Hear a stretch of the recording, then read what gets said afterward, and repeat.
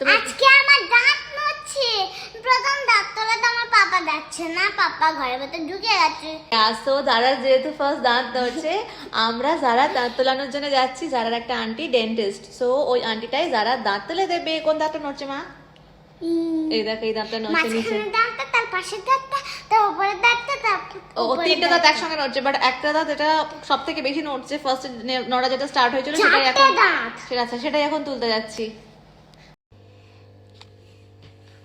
দাঁড়াও দাঁড়াও দাঁড়াও, আ করে থাকো, আমি কিছু করবো না, আমি কিছু করবো না। আ করো। বেরিয়ে গেছে দেখি তারা আমি চেপে রাখো, বেরিয়ে গেছে।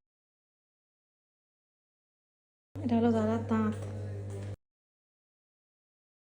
এই দেখো, যারা দাঁত ফোকলা হয়ে গেছে, একটু হালকা রক্ত বের হচ্ছে। এটা এরকম করে ধরে চেপে ধরে থাকো। হ্যাঁ, বন্ধ করো, ঠোঁটটা বন্ধ করো। ওরকম থাকো ব্যাস। যারার মুখের মধ্যে এখন বেটাডাইন আছে, বেচারা কথাও বলতে পারছে না।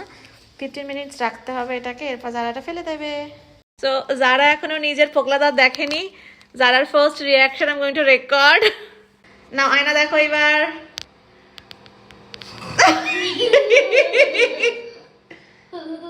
দেখি দেখো আমার যারা দাঁত ফোকলো, কি দাঁতটা হাটের মতো লাগছে। দেখি দেখি দাঁতটা মাঝে এটা হাট শেপ হয়ে গেছে।